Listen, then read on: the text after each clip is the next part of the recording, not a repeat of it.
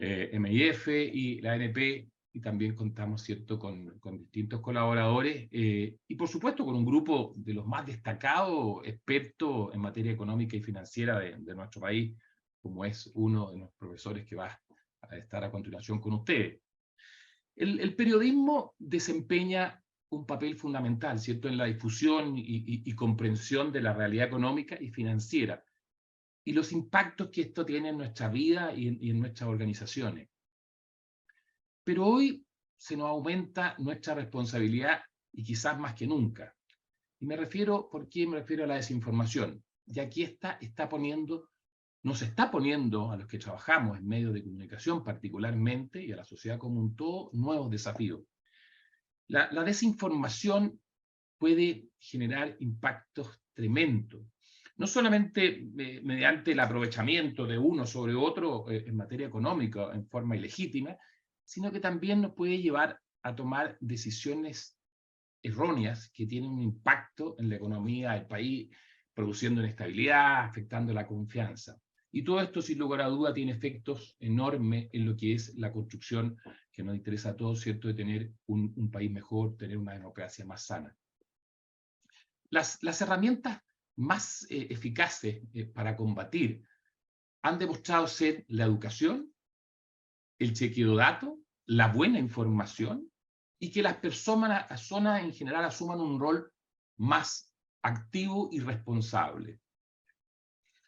Las herramientas que quizás aquí puedan adquirir les permitirá abordar estos temas con mayor conocimiento, con mayor precisión y claridad para sus labores profesionales. También, no tengo duda, les permitirá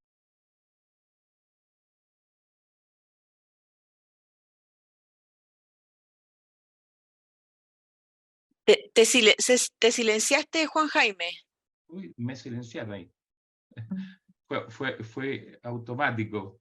Bueno, puede ser hasta bueno de repente, dicen. No, yo solamente le decía que aprovechen a los profesionales que vamos a tener hoy día y en las próximas sesiones, porque también esto les permitirá compartir experiencias con ellos y proyectar escenarios a futuro que son tan importantes también para su labor. Entonces los invito a aprovecharse de ellos, sacarle el mayor provecho y sin duda establecer las redes correspondientes tan importantes para su gestión. Estoy seguro que será una experiencia muy enriquecedora para todos y les deseo el mayor de los éxitos. Y quiero dejar a ustedes con nuestra moderadora de hoy día. Ella es gerente general de la Asociación de Fondos de Inversión. Así que, Pilar, todo en sus manos. Pilar Concha. Muchas gracias, Juan Jaime, por el pase. Muchas gracias nuevamente por la invitación. Es un honor estar moderando nuevamente un curso de este 8º curso para periodistas que ha tenido un tremendo éxito. Estoy muy contenta de presentar a nuestro próximo invitado. Antes de eso, me gustaría pedirles si pueden prender las cámaras para sacar una foto.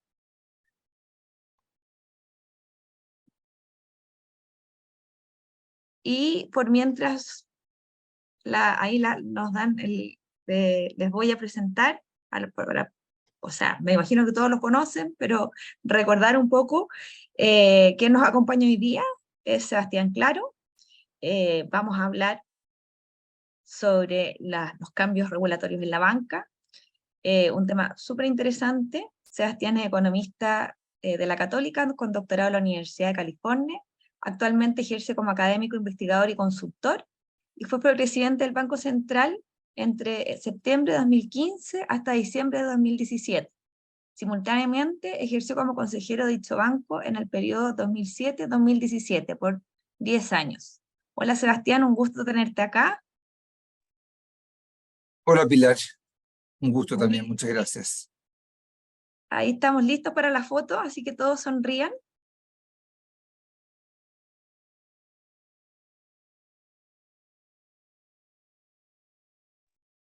Ya con la foto sacada, vamos a dar inicio a este curso. Recordarles que Sebastián va a hacer su exposición y vamos a tener después un espacio de preguntas. Para hacerlo más ordenado, la idea es que vayan dejando las preguntas en el chat y después se van a hacer, después de la presentación de Sebastián. Y ahí, Sebastián, entramos a las conversaciones y preguntas. ¿Qué te parece? Perfecto. ¿Todo de acuerdo? ¿Ya? Entonces lo hacemos así, sin más introducciones. Le damos, ahí Sebastián trata de compartir pantalla, a ver si funciona. Y estaríamos listos para empezar.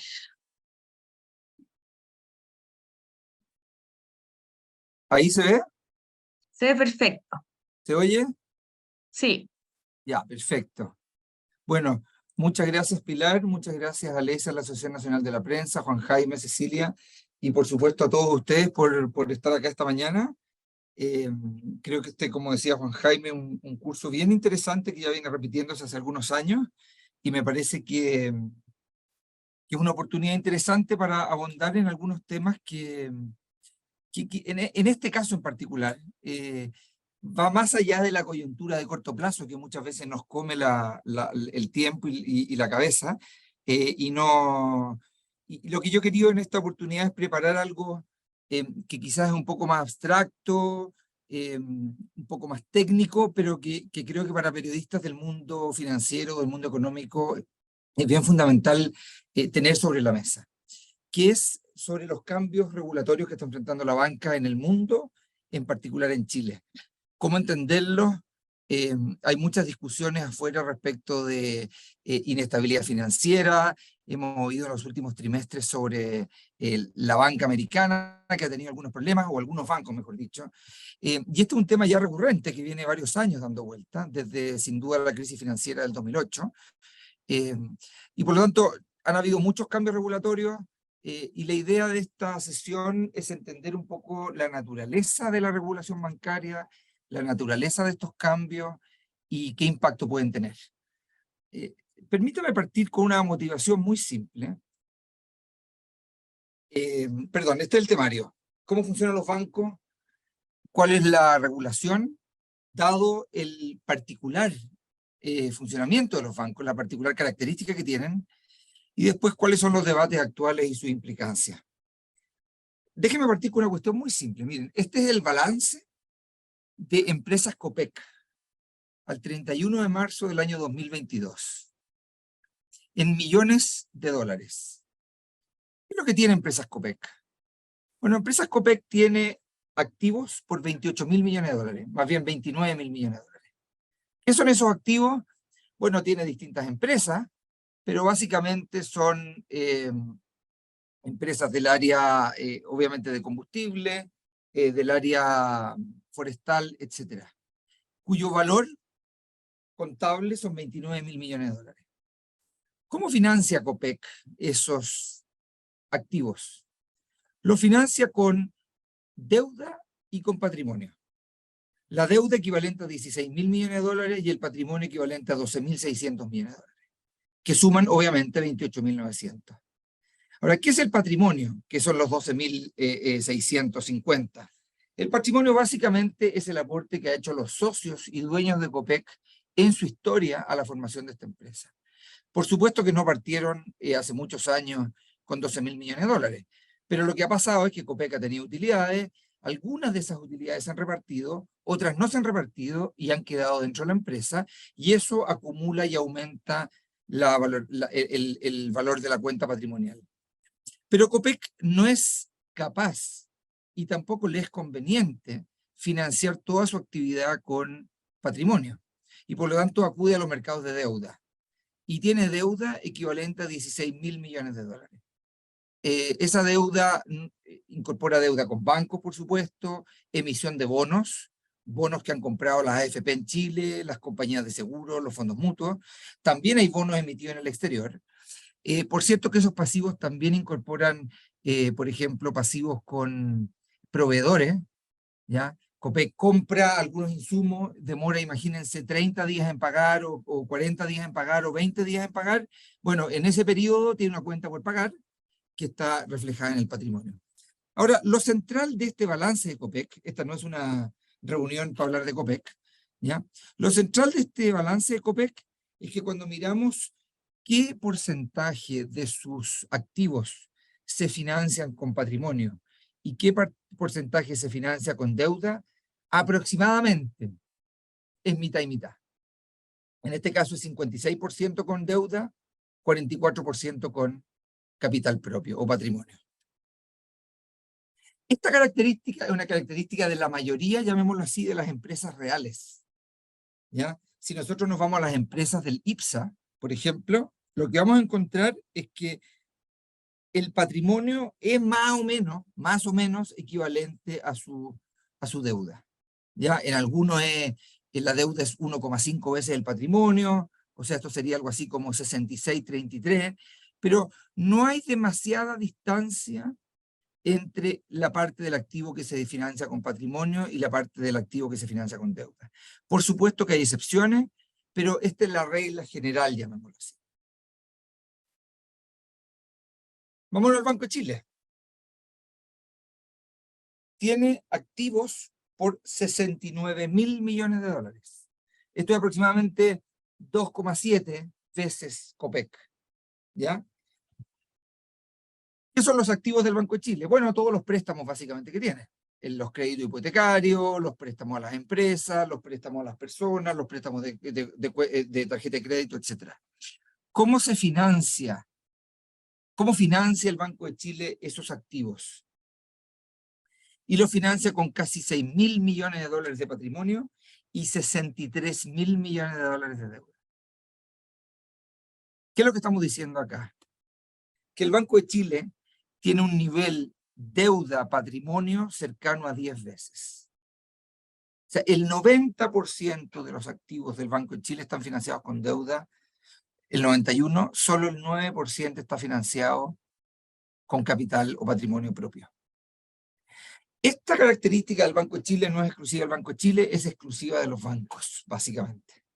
Los bancos, la primera característica que tienen, que las distancias, los diferencia de las empresas, llamémoslo así, reales con chimenea, por decirlo de alguna manera, es que el nivel de apalancamiento de los bancos es muy significativo. Financian buena parte de sus activos con deuda, no con patrimonio. ¿Cuál es la característica de esta deuda? Bueno, esta deuda es de distinto tipo, desde depósito a la vista y depósito en cuenta corriente que nosotros tenemos en los bancos, eso es parte de la deuda bancaria, depósitos a plazo, bonos en Chile, bonos en el exterior. Pero el hecho concreto y lo sustantivo es que el patrimonio representa un porcentaje muy pequeño de los activos bancarios. Ahora, ¿por qué es relevante esta diferencia? Y acá va a venir, me he querido dar esta vuelta quizás, para algunos de ustedes esto puede ser bastante conocido, pero yo estoy tratando de centrar los elementos que creo claves para entender la regulación bancaria. Es que cuando yo tengo una empresa que tiene activos por 100 y tiene deuda por 50 y patrimonio por 50, cuando por ejemplo esta empresa le va mal y tiene una pérdida en sus activos, o sea, el negocio que quería hacer no le fue bien, pensaba que tenía activos por 100 y en verdad sus activos valen 85, cayó la valoración de sus activos, perdió vigencia su negocio, llamémoslo así. Bueno, si el activo cae en 15, entonces, ¿quién por el lado derecho ajusta eso? Y van a ser las pérdidas de la empresa, y por lo tanto el patrimonio de la empresa va a disminuir en 15 también. Y la empresa va a pasar a tener activos por 85 y patrimonio por 35. La deuda no va a ser afectada por una pérdida de estas características por parte de la empresa. Esa es la naturaleza del patrimonio.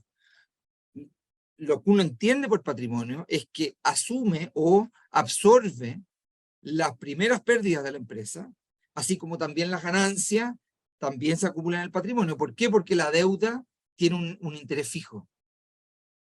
¿Ya? Entonces, si a la empresa le va muy bien, es el patrimonio el que va a ganar. Si a la empresa le va mal, es el patrimonio el que se va a ajustar. El patrimonio, en términos lógicos, de alguna manera, es como el buffer, es el colchón que ajusta de tal manera de que la empresa sea capaz de pagar sus deudas. Por supuesto que si la caída en el valor de los activos es gigantesco en este caso, ¿ya? entonces finalmente el patrimonio eventualmente vale cero y la empresa tampoco va a poder pagar sus deudas. Y en ese caso la empresa se va a tener que declarar en quiebra.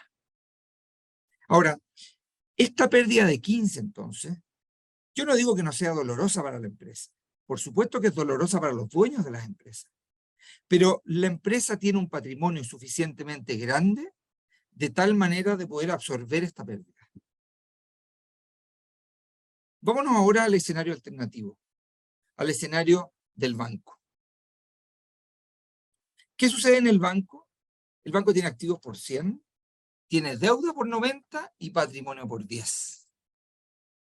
Bueno, fíjense que si en este mismo escenario, el valor de los activos cae en 15, y por lo tanto los activos ya no valen 100, sino que valen 85, bueno, ¿quién va a asumir la pérdida? Los dueños del banco. Pero los dueños del banco pusieron 10. Y por lo tanto, aunque se multipliquen por 0 y lo pierdan todo, no son capaces de absorber una pérdida de 15. Por lo tanto, ¿qué es lo que va a pasar? No va a poder pagar su deuda y el banco se va a declarar en quiebra. ¿Cuál es el punto que quiero hacer? Que cuando el grado de apalancamiento es muy pequeño, como es el caso de la izquierda, o sea, de empresas Copec, cuando hay fluctuaciones en el valor de los activos, el patrimonio alcanza perfectamente para ajustar ese cambio de valor. En cambio, cuando estamos en una empresa muy apalancada, como es el caso del lado derecho, pequeñas fluctuaciones en el activo tienen impactos muy grandes en el patrimonio. ¿Por qué? Porque el patrimonio es muy chiquitito. Entonces, eventualmente, pequeños efectos sobre el activo pueden generar una multiplicación por 0, básicamente una disminución total del patrimonio. Esto hace particularmente, entonces, sensible los bancos a fluctuaciones en las condiciones económicas. ¿Ya? Si suben las tasas de interés, si bajan las tasas de interés, si la economía entra en recesión, si la economía entra en boom, si hay mayor percepción de riesgo, menor percepción de riesgo, si el sector inmobiliario está muy activo o si está muy deprimido. Todas esas son dimensiones macroeconómicas que afectan el valor de los activos. Bueno, en el caso de un banco, como el banco tiene muy poco patrimonio para soportar esos activos, entonces cambios no tan grandes en el valor de los activos pueden generar pérdidas totales del patrimonio de los bancos. Esa es una primera consideración. Por eso que, por ejemplo, y aquí voy a dar simplemente un ejemplo, por eso que hizo muy sensible lo que pasó con Silicon Valley Bank. Con Silicon Valley Bank podemos conversarlo más adelante, pero Silicon Valley Bank tenía unos activos que valieron menos. ¿Por qué valieron menos? Porque subieron las tasas de interés. Y si yo tengo un bono que me promete pagar 10 pesos por los próximos 10 años y la tasa de interés sube, entonces ese bono vale menos. ¿Qué significó? Significó que los depositantes del banco se dieron cuenta que con las pérdidas de Silicon Valley, o sea, con el menor valor de los activos, el patrimonio de Silicon Valley estaba en juego. Y por lo tanto, ¿qué hicieron? Fueron a sacarle rápidamente sus depósitos.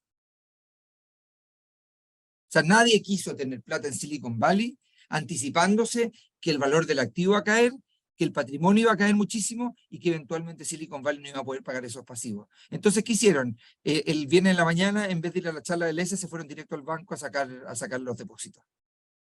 Para ser el primero en sacar la plata.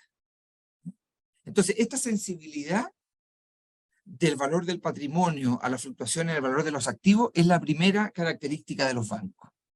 Y es la primera causa o principio para entender la regulación de los bancos.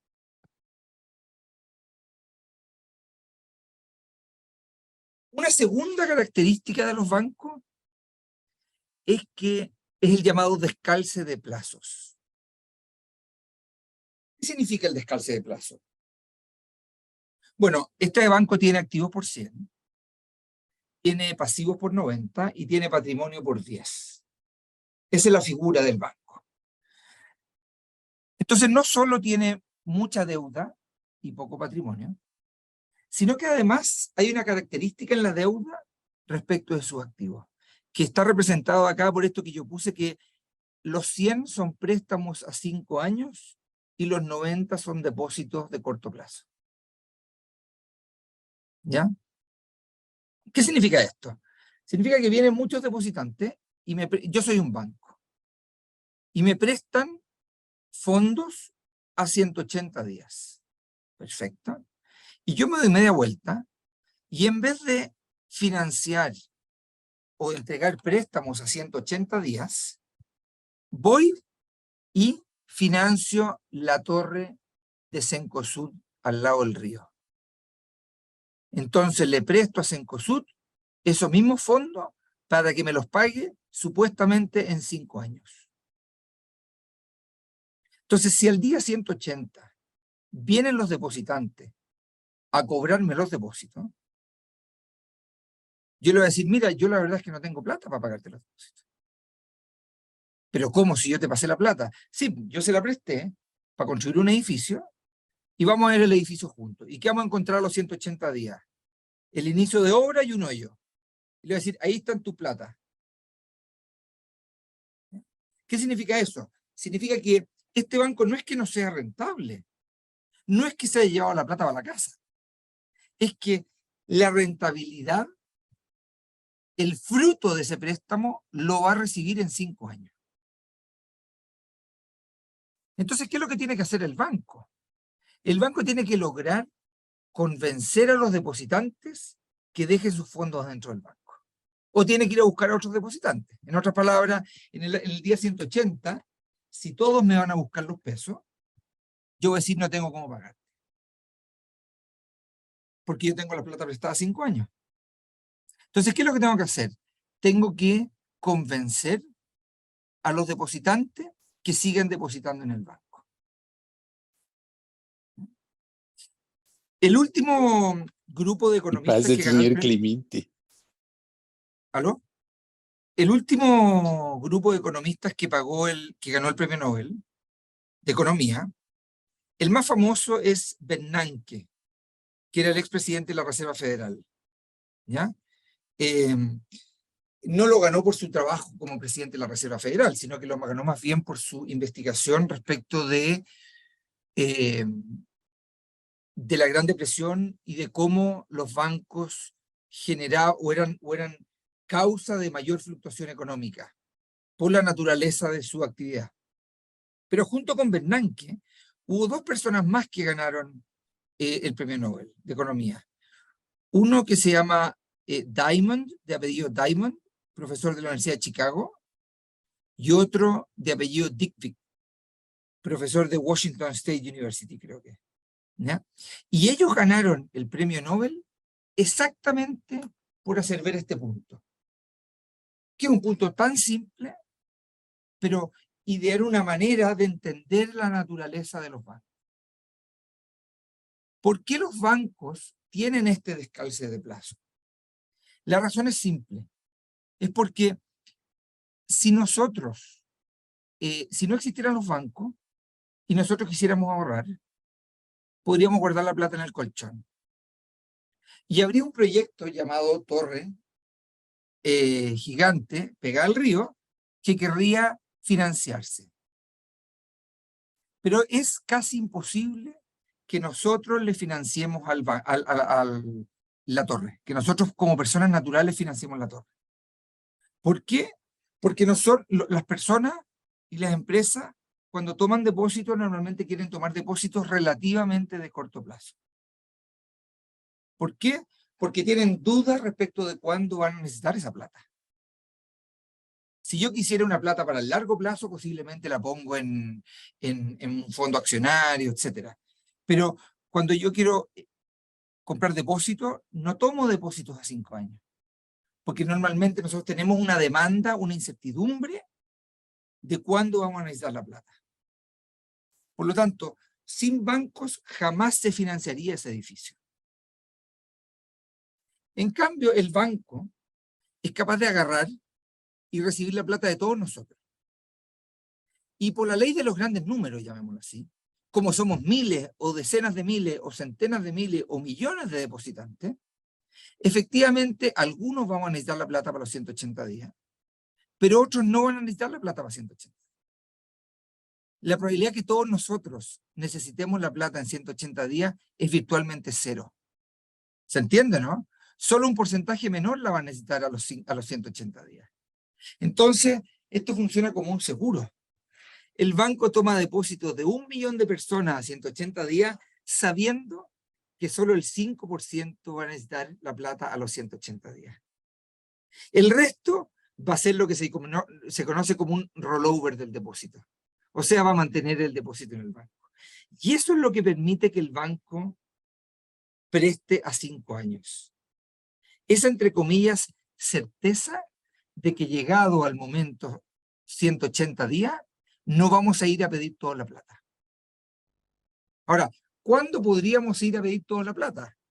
Bueno, cuando efectivamente haya una seria duda respecto del valor de este préstamo, a 5 años, cuando el patrimonio del banco, nosotros nos anticipemos que está bastante afectado, y por lo tanto que hayan dudas que nuestro depósito vaya a ser pagado. En ese caso, se produce lo que se llama una corrida bancaria. Pero en tiempos normales, llamémoslo así, es perfectamente lógico pensar que aunque cada uno de nosotros individualmente no quiera prestar a 5 años porque tiene dudas de cuándo va a necesitar los fondos, si todos nos juntamos, depositamos en un banco a 180, por ley de los grandes números, solo un 5% de nosotros se va a enfermar. Solo un 5% de nosotros va a querer viajar.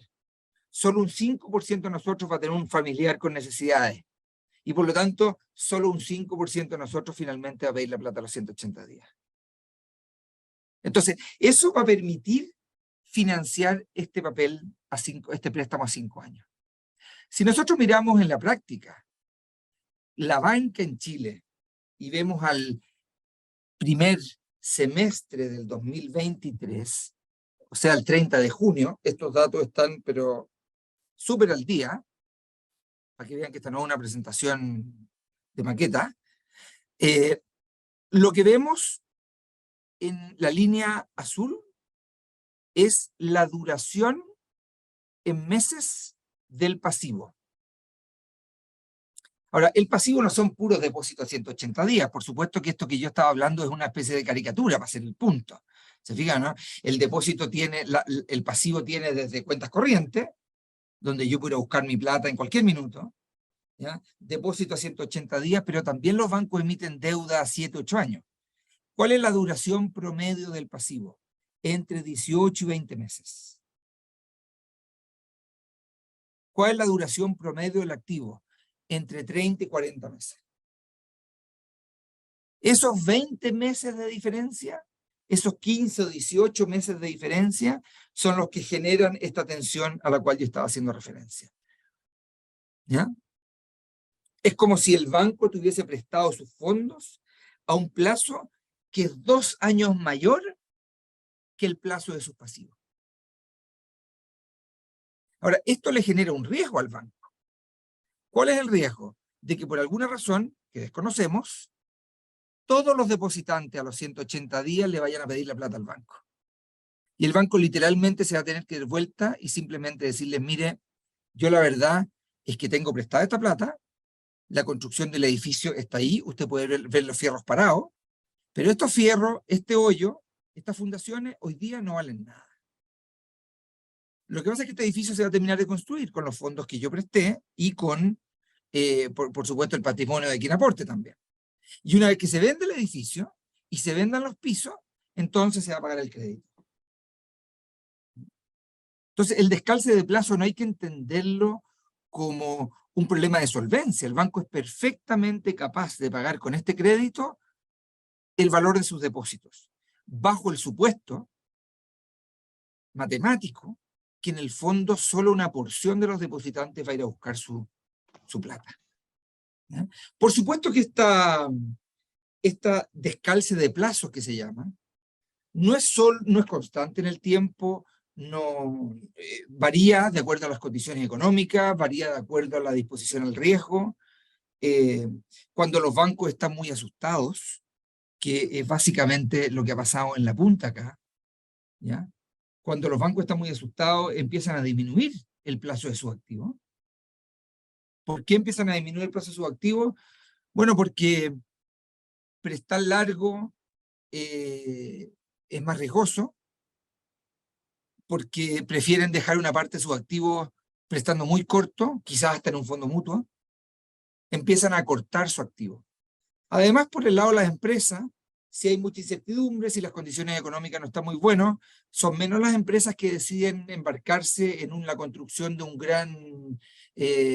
gran planta, por ejemplo, que puede tomar 3, 4, 5 años en producción. Y por lo tanto por el lado de la oferta, cuando hay mucha incertidumbre, como por el lado de la demanda, entonces hay una fluctuación en el periodo, en la duración del lado del activo. Por eso, si se fijan al lado derecho, es la línea roja la que sube y baja con más fuerza. El pasivo tiende a ser más estable en duración.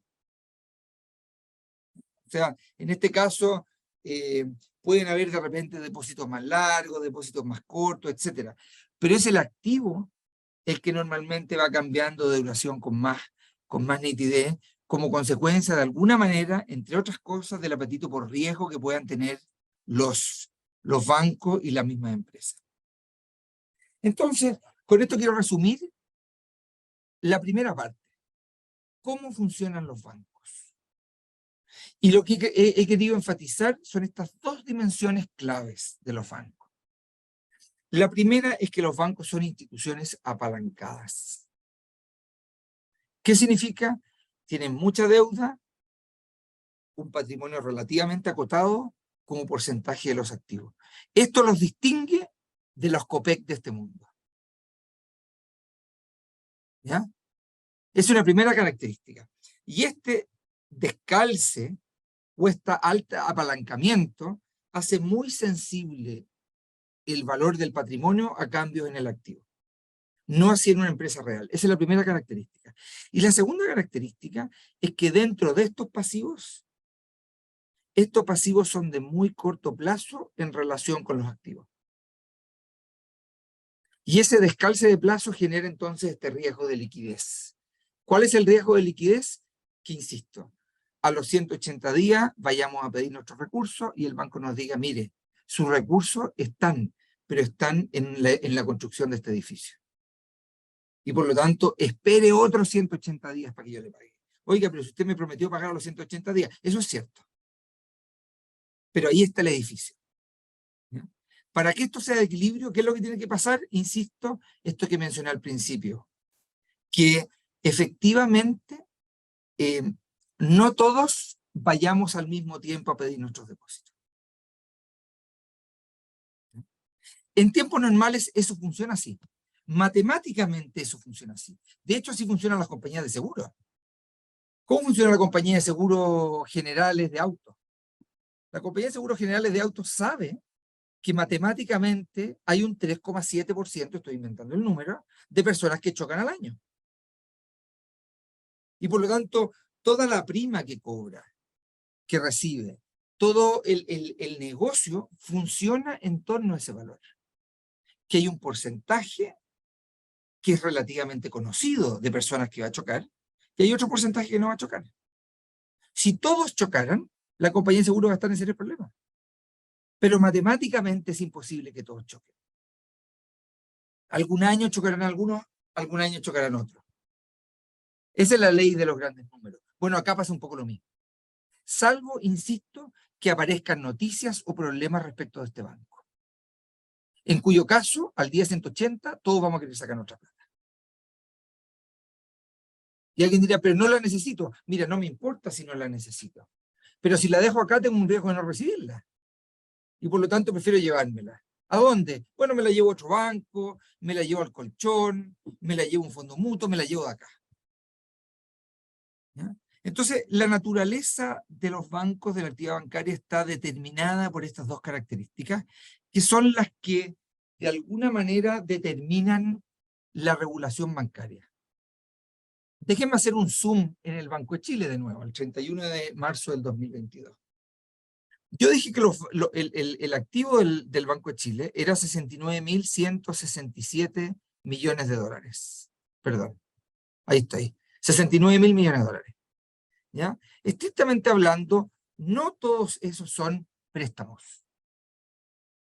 ¿Qué porcentaje son préstamos? 71% son colocaciones. 48.825 millones de dólares son préstamos. ¿A quién? A empresas y personas. Hay 17.472 millones de dólares, equivalentes a un 25% del activo, o sea, una parte relevante del activo, que son activos líquidos. ¿A qué nos referimos con activos líquidos? Caja, bonos del Banco Central, bonos del gobierno, instrumentos muy líquidos a corto plazo, depósitos a plazo. Y otros que son los edificios del Banco de Chile. Efectos prácticos. ¿Ya? Y en el pasivo tenemos los 63.000 millones que son deuda y los 5.920 que son patrimonio. ¿Por qué el Banco de Chile no agarra los 63.000 y los presta? Y solo presta 49.000 millones. Y guarda, entre comillas, 17.400 como liquidez. Bueno, exactamente por esto que estábamos hablando antes. Porque el Banco de Chile necesita un colchón de liquidez para poder hacer frente a los depositantes que vengan a pedirle la plata. ¿Ya? Ahora, yo no quiero centrar esto en el Banco de Chile porque lo que estoy haciendo es hacer un punto general. ¿Ya? Lo que estoy haciendo es un punto general a toda la banca. Esto es cierto para toda la banca. ¿Qué es lo que ha pasado? Lo que pasa es que como yo tengo el riesgo, llamémoslo así, en parte la certeza de que algunos me van a pedir la plata en 180 días, pero también tengo un cierto riesgo de que vengan más a pedirme la plata en 180 días, yo estoy obligado como banco a guardar un porcentaje de mis activos en activos muy líquidos. O sea, en activos que yo rápidamente pueda convertir en caja y pasárselo al depositante. Entonces, la primera regulación de los bancos es una regulación que les exige mantener un porcentaje de sus activos en instrumentos muy líquidos para poder pagar a los depositantes. ¿Ya? Ahora, estos números que vemos nosotros, de que un 25% de los activos están en activos líquidos, es un número bastante superior a la regulación. La regulación, estrictamente hablando, no es que sea un porcentaje de los activos, yo lo estoy simplificando acá. Ustedes, los que están más metidos en el mundo financiero o en la regulación bancaria, sabrán que hay dos regulaciones, básicamente, la llamada RCL y el RFEN, que de alguna manera miden qué porcentaje, o sea, que los activos de corto plazo que yo tenga tienen que ser superiores a los pasivos de corto plazo que yo tenga. ¿Ya? Pero acá lo estoy simplemente simplificando para hacer el punto más conceptual y fundamental, creo yo. Los bancos tienen que tener un control de liquidez para hacer frente a sus pasivos de corto plazo. Ahora, ¿qué es lo que ha pasado en el último tiempo en Chile y en el mundo? Que los bancos han ido aumentando el colchón de liquidez. No necesariamente porque la regulación haya aumentado en exigencia, sino que porque los mismos bancos quieren estar más líquidos. Es muy interesante ver, y acá voy a extender un segundo, cuando uno mira la situación en torno a la crisis financiera del 2009. La crisis financiera del 2008-2009 fue gigante en la banca americana, en la banca europea, no tanto así en la banca chilena o en la banca de países emergentes. Y cuando uno mira los balances bancarios justo antes de esa crisis, lo que ve es que este porcentaje de activos líquidos era muy pequeño, del orden de 5%. En otras palabras, imagínense que tenemos este mismo balance, 63.000 millones de pasivos, 5.000 o 6.000 de patrimonio, los edificios están, pero las colocaciones en vez de ser 48.000, son 60.000. Y los activos líquidos son solo 3.000. ¿Por qué sucedía eso? Porque justo antes de la crisis, no solo la regulación de liquidez era un poco más laxa, sino que también había una sensación ambiente en Estados Unidos y en el mundo en que la economía estaba en una situación con pocos ciclos económicos, poca incertidumbre, y por lo tanto, ¿para qué voy a tener yo, como banco, recursos estacionados en activos muy líquidos que me rentan poco, pudiendo prestar esa plata? Y por lo tanto había un cambio muy fuerte en la composición de los activos hacia colocaciones desde activos líquidos. Porque normalmente mantener activos líquidos no es rentable. El caso más evidente es que mantener la plata en la caja no es rentable, hasta pierdo la inflación si mantengo la plata en la caja. ¿Ya? Entonces, si mantengo la plata en activos de corto plazo, salvo excepciones, normalmente estoy sacrificando rentabilidad. Por lo tanto, tengo el incentivo si ustedes quieren tener más colocaciones. Especialmente en un mundo donde la sensación de riesgo es muy baja. La sensación de riesgo me sugiere de que, mira, los activos van a andar bien, las colocaciones se me van a pagar, la gente no va a necesitar la plata, entonces ¿para qué voy a tener tantos recursos estacionados en activos líquidos? Cuando viene la crisis, entonces, los bancos se encuentran que tenían muy poca liquidez. ¿Y qué tuvieron que hacer para responder con sus depósitos? Bueno, salir a vender colocaciones. Entonces alguien sale a vender un crédito, alguien sale a vender un papel que dice, mira, presté para este edificio, ¿quién quiere tener este depósito, este activo? Y lo que termina pasando es que esos activos caen muy fuerte de valor y por lo tanto se produce un efecto, un círculo vicioso en el valor de los activos, en el patrimonio de los bancos, y pasó lo que pasó. Desde entonces los bancos han ido aumentando la posición de liquidez que tienen. Y la han ido aumentando no solo porque la regulación se ha hecho un poco más dura, sino que porque ellos han querido aumentar su posición de liquidez. En el caso de Chile, eso se ha visto con mucha claridad a partir del 2019 también, donde por las razones que todos conocemos, estallido social y COVID, la incertidumbre creció muy fuerte, la demanda por créditos ha caído, y por lo tanto, los bancos que lo que han hecho es, no solo encuentran más difícil colocar, sino que también quieren colocar un poco menos y mantener un mayor porcentaje de sus activos en activos líquidos. Una especie de seguro contra la incertidumbre. ¿A costa de qué? De un menor retorno, efectivamente. Entonces, primer punto. Ante esta importancia de la liquidez, la regulación obliga a tener un porcentaje de los activos en activos muy líquidos. En este caso, tenemos este 25% del activo, o 17.472 millones de dólares, que es un punto importante, insisto. Entonces, ¿cuál es la regulación de liquidez? En términos técnicos, yo mencioné el RCL, ustedes lo pueden ver, lo pueden estudiar después, da lo mismo, pero es una cosa más técnica que dice, mire, agarre usted los activos de alta calidad, que están definidos en la norma. ¿Qué es el activo de alta calidad? Bueno, un papel del Banco Central. O sea, si yo tengo un papel donde el Banco Central me va a pagar, es un activo de alta calidad. No porque yo puedo ir a cobrar al Banco Central en cualquier minuto, pero ese papel yo lo puedo vender en cualquier minuto. Es muy líquido. En cambio, si tengo un préstamo, un crédito hipotecario del señor Sebastián, claro, ese no es un activo de alta calidad. Nadie va a andar comprando ese papel. Entonces está definido cuál es el set de activos de alta calidad. Y también el banco lo que tiene que hacer es agarrar cuáles son sus pasivos estresados los próximos 30 días. ¿Qué significa sus pasivos estresados los próximos 30 días? Que dice, mire lo siguiente. ¿Usted tiene un depósito que vence al día 7? Sí. Bien, entonces lo va a tener que pagar. ¿Tiene un depósito que vence al día 30? Sí. Perfecto, lo va a tener que pagar. ¿Tiene cuenta corriente? Sí. Perfecto, lo va a tener que pagar. Entonces el banco dice, oiga, pero espérese, yo conozco a mis clientes y yo veo que hay algunos que tienen un saldo en cuenta corriente y que mantienen el saldo en cuenta corriente.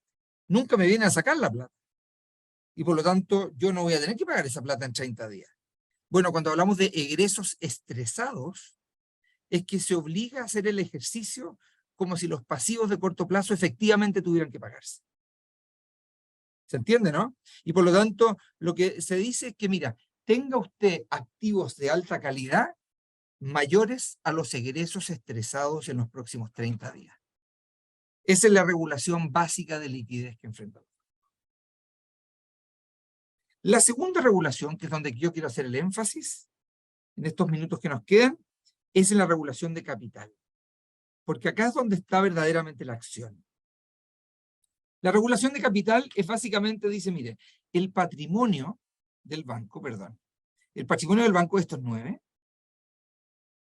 dividido en los APR, que son los activos ponderados por riesgo, tienen que ser mayor que el 8%. Quedémonos con el 8%, no con el 10,5%. Ahora, fíjense que en este caso, en este ejemplo, nosotros tenemos que el patrimonio es 9 y los activos son 100. Por lo tanto, uno podría decir que el patrimonio dividido en los activos es un 9%. Cumple con la regulación. Pero lo que tenemos en el denominador son los activos ponderados por riesgo. Y los activos ponderados por riesgo dicen, mire, muéstreme cada uno de sus activos, y los vamos a ponderar de acuerdo a su riesgo. O sea, si usted tiene plata en la bóveda, ese activo tiene 0 riesgo. Y por lo tanto, es un activo que pondera 0. O sea, yo no le voy a exigir capital a usted si lo único que tiene son activos, son billetes en su bóveda. Si en cambio usted tiene un préstamo a una empresa que es bastante riesgosa, está muy bien, usted puede hacer ese préstamo, pero respecto de ese préstamo yo le voy a exigir bastante capital. Entonces los activos ponderados por riesgo es agarrar los activos, a cada uno ponerle una etiqueta en función de cuán riesgoso es, y ponderar o descontar esos activos. Y por lo tanto, el activo del Banco de Chile son 100, pero el activo ponderado por riesgo del Banco de Chile es menos de 100. ¿Por qué? Imaginémonos simplemente porque estos 48.825 ponderan 100%, pero estos 17.472 ponderan 50% o ponderan 20%. ¿Por qué? Porque son muy líquidos, son muy seguros. Entonces, el activo ponderado por riesgo del Banco de Chile en verdad no es 100, sino que es algo así como 90 o 85. Y por lo tanto, cuando uno mira el índice de adecuación de capital del Banco de Chile, dice patrimonio 9 y los activos ponderados por riesgo no son 100, sino que son algo así como 85 o 80. ¿Y cuánto es 9 dividido en 80? Lo estoy haciendo acá, 11,25. Y 9 dividido en 70, 13. El índice de adecuación de capital del Banco de Chile es bastante mayor que 8, que es el estrictamente hablando mínimo regulatorio. Ahora, estrictamente hablando, la lógica entonces de la regulación bancaria es agarre su patrimonio y usted tiene que tener un patrimonio por lo menos superior a un 8% de estos activos ponderados por riesgo. Por riesgo de crédito, por riesgo de mercado, por riesgo operacional. Esas son las dos patas de la regulación.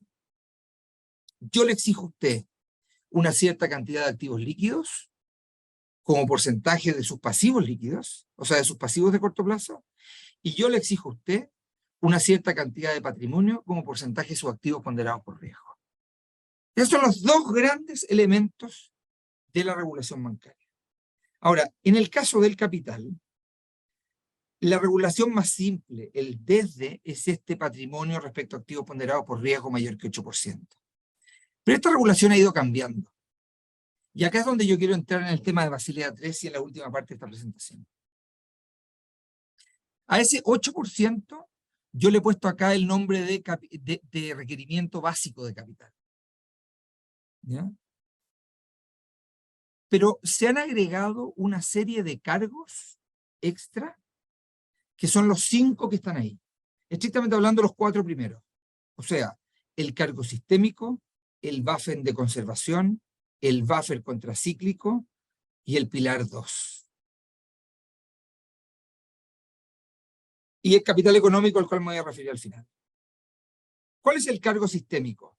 Acá hay una tabla, la resolución, y disculpen, la resolución no es la más feliz, pero básicamente dice lo siguiente, mire, dice, como en la crisis financiera, los bancos grandes que estaban en muchos mercados, en muchos países, eran muy complejos, tuvieron problemas, y esos problemas generaron como una especie de efecto racimo sobre el resto de la economía. Se ha definido que los bancos muy grandes o muy sofisticados se llaman una especie de bancos sistémicos. ¿Versus qué? Versus los bancos chicos que no tendrían esta capacidad de afectar por sí solos al sistema. ¿Ya? Y se definió entonces que se va a poner un cargo específico a aquellos bancos definidos sistémicos. O sea, el 8% es válido para todos, pero los bancos definidos como sistémicos tienen además un cargo que puede ir entre 0 y 3,5%. ¿Ya? Ahora, en Chile, la CMF entonces decidió, al implementar Basilea III, decidió establecer un criterio para definir bancos sistémicos. Y efectivamente dijo, bueno, los bancos sistémicos son estos, y no es demasiado difícil saber cuáles son, digamos. Está el Banco Chile, Santander, el BCI, el Estado, etcétera. Creo que Scotia también, e Itaú, no estoy seguro de esos dos, pero creo que sí. Y los otros más chicos, llamémoslo así, no son sistémicos. Y por lo tanto se estableció un cargo especial de capital para esos bancos sistémicos. Ese es el primer elemento extraordinario asociado con la regla de Basilea III. Lo segundo es este buffer de conservación. Este buffer de conservación dice, mire, yo le voy a exigir además a usted 2,5% más. O sea, tenemos el cargo del 8%, olvidémonos del cargo sistémico, pensemos ahora en un banco chico, y por eso que acá está el 10,5%, que dice, mire, yo le voy a exigir a usted no un 8, sino que un 10,5%. Pero estrictamente hablando, este buffer de conservación es un poco tricky, en el sentido de que dice, mire, si usted está bajo el 10,5%, no es que usted esté violando la regulación, sino que yo le voy a imponer unos costos a usted si usted está bajo del 10,5. ¿Cuál es el 10? ¿Qué le va a pasar? El número uno de los efectos es que usted no puede repartir dividendos. Como que de alguna manera estoy obligando al banco a capitalizarse por sí mismo a través de sus utilidades. Entonces, si un banco cae bajo el 8, le vienen las penas del infierno, en la ley de banco. ¿Ya? Pero si un banco cae bajo el 10,5, las penas son distintas, porque es que no puede repartir dividendos principalmente. ¿Qué significa buffer de conservación? Es que entra en un esquema para asegurarse que conserve un capital. Y la imposibilidad de repartir dividendos es exactamente eso. Un banco o cualquier empresa tiene utilidades, dijimos al principio de hecho, que esas utilidades son fruto y van acumulándose al patrimonio, salvo que yo las reparta como dividendo. Entonces, en este caso, si yo obligo al banco a capitalizar el 100% de sus dividendos, que es lo mismo que impedirle repartir dividendos, entonces efectivamente estoy conservando el capital. Entonces, si el banco baja el 10,5, tiene que volver a subir sobre el 10,5 a partir principalmente de este mecanismo. El buffer contracíclico, acá entramos en los más enredosos. El buffer contracíclico es un buffer establecido también en Basilea III, que dice algo así como lo siguiente. Dice, el ciclo económico es un ciclo donde, si lo caracterizamos así brutamente, la economía tiene una actividad económica al alza y después una actividad económica a la baja. Y las causas son muchas, son causas de demanda, causas de oferta, causas internas, causas externas.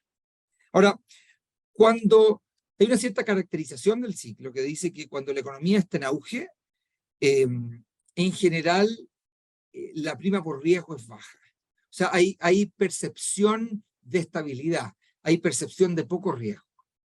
Los bancos se ponen más generosos a la hora de prestar, porque visualizan menos riesgo hacia adelante. En las situaciones a la baja, en cambio, se produce un aumento en las primas por riesgo y se produce una menor disposición a prestar.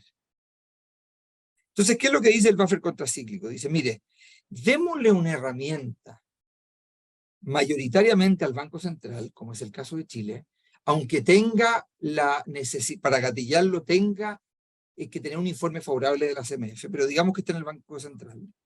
Dice, tenga usted una herramienta adicional, que en los periodos buenos, cuando está subiendo el ciclo económico, cuando está subiendo el crédito, cuando parece que todo está bien, y cuando parece que los riesgos no existen, exíjale usted un poquitito más de capital a los bancos. En cambio, cuando los periodos están mal, cuando la economía está mal, y el aumento en la percepción de riesgo aumenta sustantivamente, exíjale usted un poquitito menos a los bancos. ¿Ya? Pensemos lo siguiente. ¿Cómo funciona el buffer contracíclico? Digamos que yo tengo activos por 100, deuda por 90 y patrimonio de 10. Y nos vamos a olvidar de este concepto de activos ponderados por riesgo. ¿Ya? Hablemos simplemente de los activos, para hacer el punto. Entonces, ¿qué tengo acá? Yo tengo un patrimonio de 10, tengo activos por 100 y por lo tanto el patrimonio es un 10% de los activos. Estoy check con mi regulación. Supongamos que viene un periodo malo y el valor de los activos cae 95. Este banco en su estado de resultado anota un menor valor de sus activos y por lo tanto su patrimonio cae en 5. ¿Este banco puede seguir funcionando? Veamos.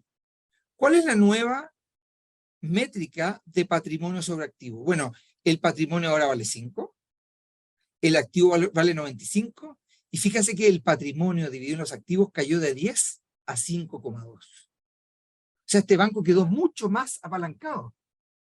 Y este banco ya no cumple con la regulación. Supongamos que la regulación es el 10%.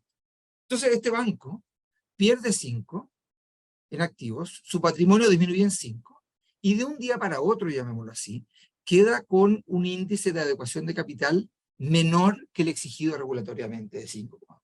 Entonces lo que va a pasar es que no van a pasar 5 minutos hasta que la CMF llame a este banco y le diga, señor, usted no puede funcionar así. Tiene que volver al 10% de capital regulatorio.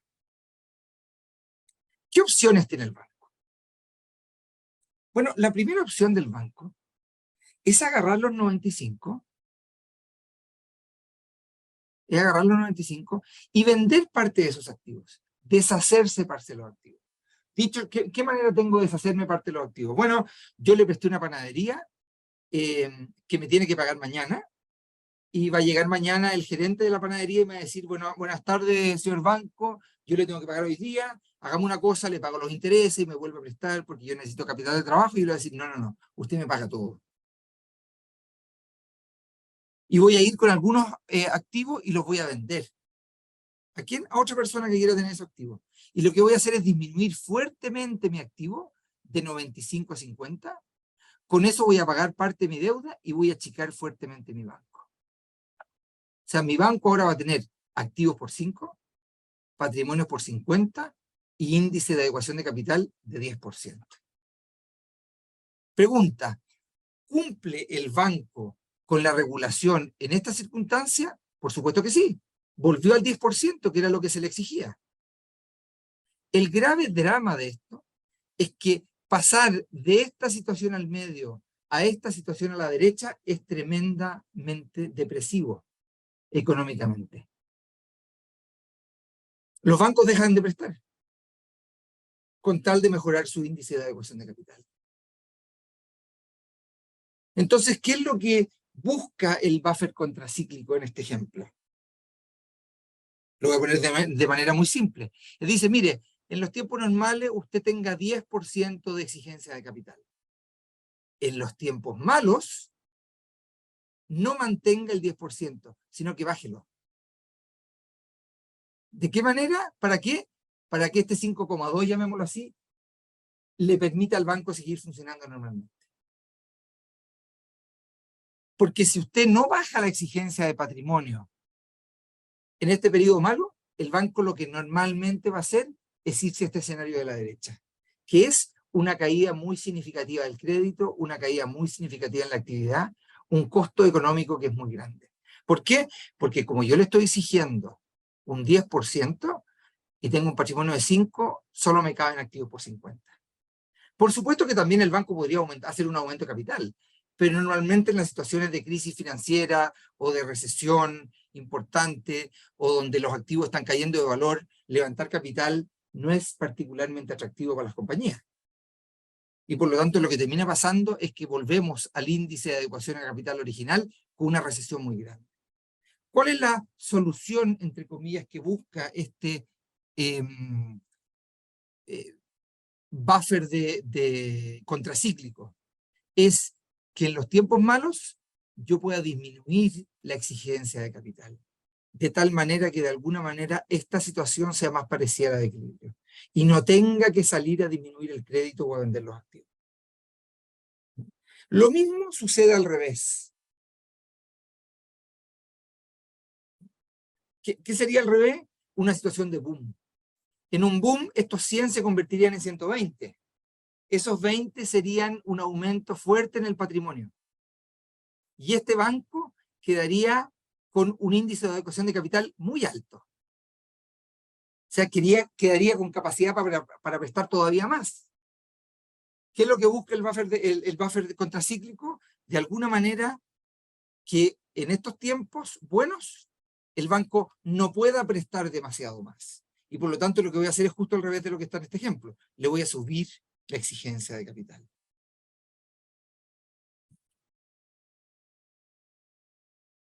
Fíjense en este caso. Este es el caso que yo mencionaba. Si yo tengo activos por 100 y me va bien, voy a tener 120. ¿Cuánto voy a tener de patrimonio? 30 ahora, porque gané 20, que los voy a reconocer como resultado y como mayor patrimonio. ¿Cuál es mi nuevo índice de adecuación de capital? 30 dividido en 120, 25. ¿Qué significa? Que este banco está súper capitalizado. Por lo tanto, estrictamente hablando, si el banco tiene patrimonio de 30 y mi exigencia regulatoria es 10%, sigue siendo el mismo 10%, yo podría tener activo hasta por 300. Y seguiría estando dentro de la regulación. Entonces, ¿qué es lo que quiero? Quiero de alguna manera evitar la prociclicalidad del crédito. ¿A través de qué? A través de este instrumento regulatorio. Ahora, a decir verdad, la conclusión en el mercado es que este instrumento regulatorio no es particularmente bueno, ¿ya? No es particularmente útil, por razones que podemos discutir después. Pero el buffer contracíclico es este verde oscuro que está acá, que significa que el Banco Central puede gatillar en algún minuto una exigencia adicional de capital a los bancos entre 0, o sea, no exige nada adicional, y 2,5%. Entonces vamos sumando. Tenemos el 8% básico. Tenemos el cargo de conservación, el buffer de conservación, de 2,5%. Tenemos el cargo sistémico, que es hasta un 3,5%. Tenemos el buffer de concentración, que es hasta un 2,5%. ¿Qué es lo que hizo el Banco Central en Chile recientemente? Activó este buffer de contracíclico y lo subió de 0 a 0,5%. Por último, está una herramienta llamada Pilar 2. La herramienta llamada Pilar 2 es la más compleja de entender. Porque la herramienta llamada Pilar 2 dice lo siguiente. Dice, mire, yo a usted le estoy exigiendo riesgo, capital, en el capital básico, por los activos que usted tenga ponderados por riesgo. ¿Cuáles son los riesgos? Bueno, el primer riesgo es el riesgo de crédito. O sea, yo le presté a alguien y ese alguien le fue mal y por lo tanto no me pagó. Hay un riesgo que yo tengo que asumir. Y lo que tengo que hacer es poner capital para hacer frente a ese riesgo. Lo segundo es que hay riesgo de mercado. Por ejemplo, yo tengo un bono a 6 meses dentro de los activos líquidos, suben las tasas de interés y ese bono ahora vale menos. O sea, yo pensaba que tenía un colchón de capital que valía 100, pero ahora tengo en mi colchón de capital vale solo 70. ¿Por qué? Porque cayó el valor del bono en el mercado. Esa disminución del valor del bono, esa disminución del valor de los BCU o de los BCP, etcétera, no es riesgo de crédito, no es que el Banco Central no me vaya a pagar, sino que la capacidad de vender mía ese bono cambió. Y ahora ese bono, si yo salgo a venderlo, vale menos. Entonces yo pensaba que tenía hartos activos líquidos y ahora tengo menos activos líquidos, porque simplemente valen menos en el mercado. Y la tercera dimensión del riesgo que considera este índice es el riesgo llamado operacional.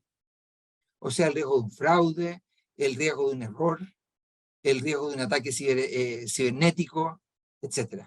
Esos riesgos que también le pueden hacer perder recursos al banco, el banco dice, bueno, el regulador dice con razón, dice, esos costos no los tiene que pagar el depositante, estos costos los tiene que pagar el dueño del banco.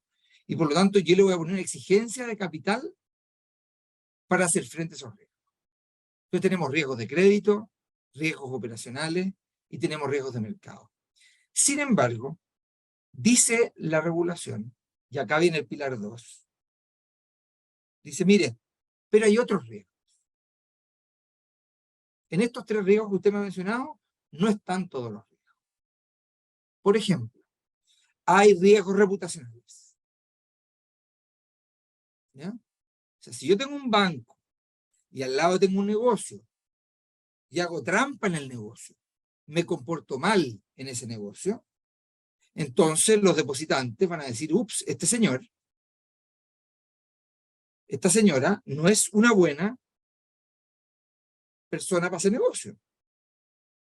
Por lo tanto, yo voy a sacar la plata del banco. Eso no tiene nada que ver con el riesgo de crédito, no tiene nada que ver con el riesgo de mercado, con el riesgo operacional.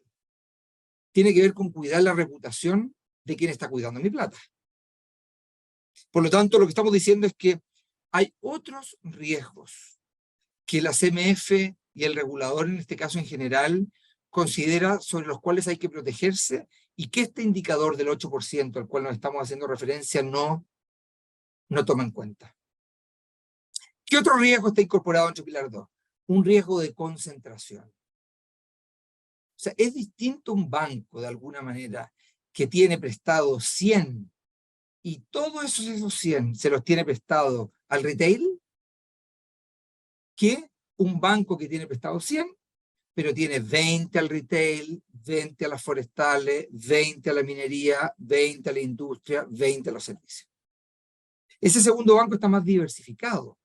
Es más difícil que le vaya mal justo a la minería, junto con los servicios, junto con el forestal, junto con los fruteros. En cambio, si yo estoy súper concentrado en un sector, o en una sola empresa, o en pocas empresas, etc., entonces eso le incorpora más riesgo. ¿Qué es lo que busca Pilar 2 entonces? Pilar 2 busca darle una herramienta al regulador para decir, mire, usted tiene capacidad para evaluar esos otros riesgos. Reputación, concentración, esto que estaba mencionando, e incorporar hasta un 4% de capital adicional de exigencia a los bancos. Hasta un 4%. Ahora, ¿cuál es la dificultad con este pilar 2? Es que en contraste con los otros, ¿ya?, su naturaleza es un poco más arbitraria. Yo no digo que sea totalmente arbitraria, simplemente digo que es más difícil establecer un marco analítico claro, predecible, sobre el cual decir, mira, yo a este banco le voy a cobrar un 1, a este le voy a cobrar un 0 de pilar 2, y a este otro le voy a cobrar un 3 de pilar 2. La medición de cuál es el riesgo de crédito es algo relativamente objetivo. La medición de cuál es el riesgo de concentración o de cuál es el riesgo reputacional es menos objetivo. Entonces, efectivamente, acá se le da una herramienta a la CMF para cobrar hasta un 4% adicional de crédito en base a criterios sobre los cuales no existe tanta claridad de cómo funciona. Ahora, ¿cuál es el punto que quiero hacer? El buffer de el buffer contracíclico ya existe en Chile. Ha ido en pocos años subiendo de 0, primero 0,75, 1,25, 1,75, pasa a 2,5 creo que el próximo año. El cargo sistémico ya existe en Chile. Y hay algunos bancos grandes que tienen un cargo sistémico, creo que el de mayor cargo sistémico creo que es 1,5 o 1,75, el menor es 0%. Respecto del buffer de contracíclico y del pilar 2, o sea, respecto de la posibilidad de tener 2,5 más 4, que es un montón de capital más, eso se está definiendo hoy día en Chile. El Banco Central ya gatilló el cargo de contracíclico. Y a decir verdad, no fue muy claro respecto de por qué lo había gatillado. ¿Ya? Porque de acuerdo a lo que planteamos nosotros, este cargo supuestamente lo que busca es disminuir el dinamismo del crédito en periodos buenos. No podemos decir que hoy día el crédito está particularmente dinámico, ni que la economía está particularmente dinámica. Cuesta entender la naturaleza de por qué el Banco Central gatilló el buffer contracíclico. Y como cuesta entender la naturaleza de eso, cuesta entender qué va a hacer en el futuro. Lo va a seguir subiendo, va a llegar a 1,25, que es el punto medio de ese rango. ¿Cuál es el criterio con que va a funcionar? Y con Pilar 2, la CMF le ha exigido a los bancos en el último tiempo una definición de capital, de riesgos de capital. Y en base a esos informes, la CMF, a fines de este año, a más tardar enero del 2024, va a definir para cada banco específico cuál es el cargo de Pilar 2. Entonces, y con esto termino, ¿qué es lo interesante, más allá del repaso conceptual de estas cosas?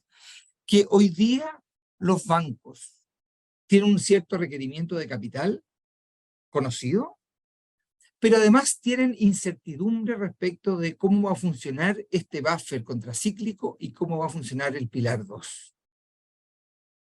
Y aunque el buffer contracíclico se aumentó a 0,5, entre el pilar 2 y el buffer contracíclico, es posible, no digo que es el escenario más posible, pero es posible que de acá a 1 o 2 años, por ejemplo, un banco promedio del sistema se le exijan 3 puntos más de capital, que es un montón. Entonces, esa incertidumbre que enfrenta hoy día la banca respecto de cuáles van a ser las exigencias de capital futura son muy complejas. Porque es legítimo exigir más capital a los bancos en función de los riesgos. ¿Ya? Ahora, exigir más capital no necesariamente es óptimo por cuanto hay un costo de exigir capital.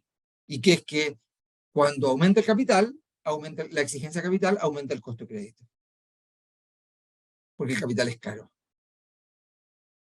Entonces hay un punto intermedio de yo quiero exigir más capital para tener un sistema más robusto, no quiero exigir demasiado capital porque es muy caro. Y por lo tanto el crédito va a ser más caro. Ahora, ¿dónde situarse entre medio? Bueno, es un tema difícil, no es un tema objetivo, etc.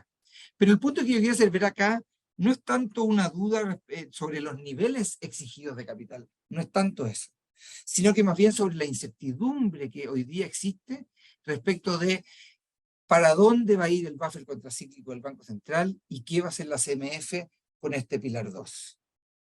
Entonces, en la medida que existe incertidumbre sobre aumentos importantes en la exigencia de capital, es posible de que los bancos todavía estén un poco limitados en su disposición y capacidad de prestar.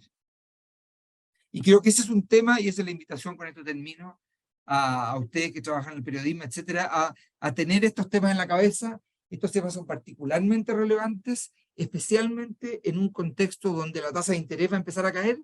No sabemos a qué velocidad, pero va a empezar a caer. Y lo que busca la caída en tasa de interés es de alguna manera insuflar el dinamismo del crédito. Aumentar, mejorar las posibilidades de otorgamiento de crédito a las empresas y a las personas. Pero si al mismo tiempo esto se da en un contexto donde se está subiendo mucho en la exigencia de capital a los bancos por pilar 2 y buffer contracíclico, entonces se puede estar desarmando con una mano lo que se quiere armar con la otra. Eso simplemente llego hasta acá para que haya espacio para la pregunta. Yo sé que me alargué un poco, lo siento, pero bueno, así es la vida. Termino muy corto con con esta diapositiva que me pidieron mostrar de este código para que lo puedan escanear y contestar. Entiendo que es una encuesta respecto de, no sé si esta reunión o todas las reuniones. Quedo hasta ahí, dejo compartir pantalla. Gracias, Pilar. No, gracias a ti, Sebastián. Muy interesante.